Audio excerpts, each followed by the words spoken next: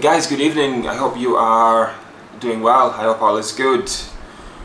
So tonight I'm going to talk about the third installment in the I Know What You Did Last Summer franchise.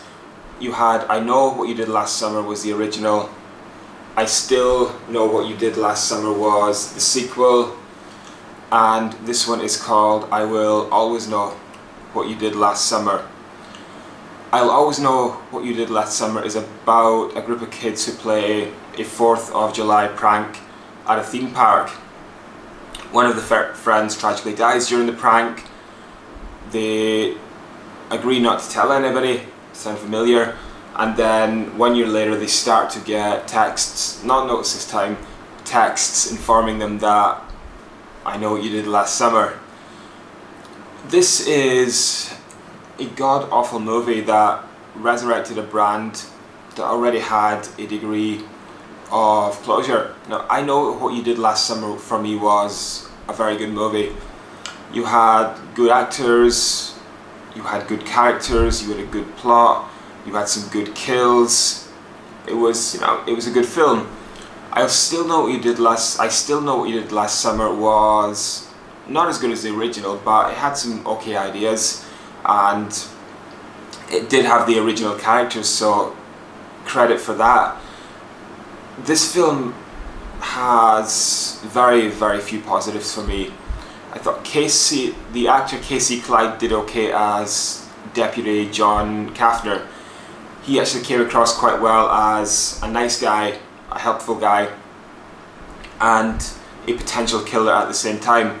I think he did okay in the role, but that's reaching. That is really reaching. That's all I can really think of for positives. So, onto the bullshit. What I didn't like about this movie, the prank that the kids played at the theme park was just ridiculously over the top. Now, I'm down for a prank as much as the next guy, but in any group of friends, you would have at least 1, 2, or 3 who would think about this prank and say, this is a very bad idea. It's A, not funny, and B, something could go catastrophically wrong, which in turn it did. The beginning of the movie gets off to a bad start. You have lousy acting. Now, if you're throwing in a bunch of bad actors to be killed off early on, that's just about forgivable, but not. These bad actors were the main characters, and the performances, the poor acting performances carried on throughout the movie.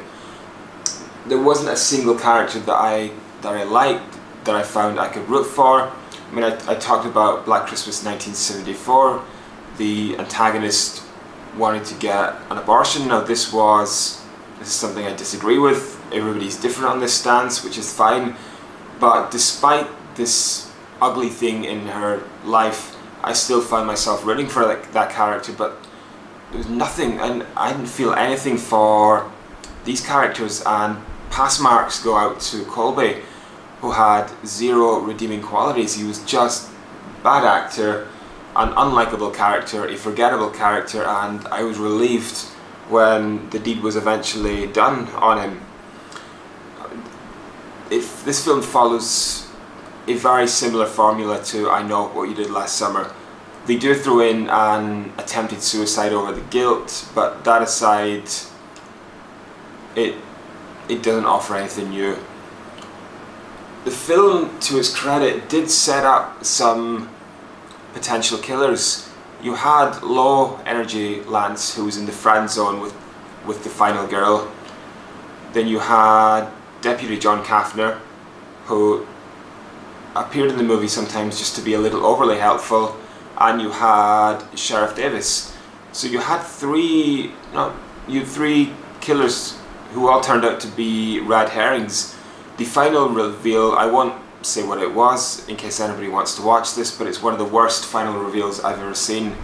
Once they announced what was happening, once the characters said what was happening, I couldn't believe how bad it was. There was so many other ways they could have taken this. That might have been mediocre at best, but still would have been better what they served up. you also had this moment where the characters had a chance to leave town. Now their friend had been killed. I think somebody else had been killed. They knew this. Colby had had his ankles cut. One of the characters had the couch behind her slashed. So we had a situation. They knew there were somebody who was trying to kill them. They had a chance to leave town, but then I think it was Zoe said that no, I'm playing a music show tonight. There are a bunch of scouts who are going to come. No, I can't leave town. So I'm sorry if people are trying to kill you, you either get yourself into protection or you leave town. To hell with the show. But they had to stay in town because the movie had to happen. Now I did watch this film on Netflix, so I didn't have to pay for it. I would say skip this movie. Watch the original. If you have watched the original, watch it again. This was just a shameless attempt to cash in on the brand.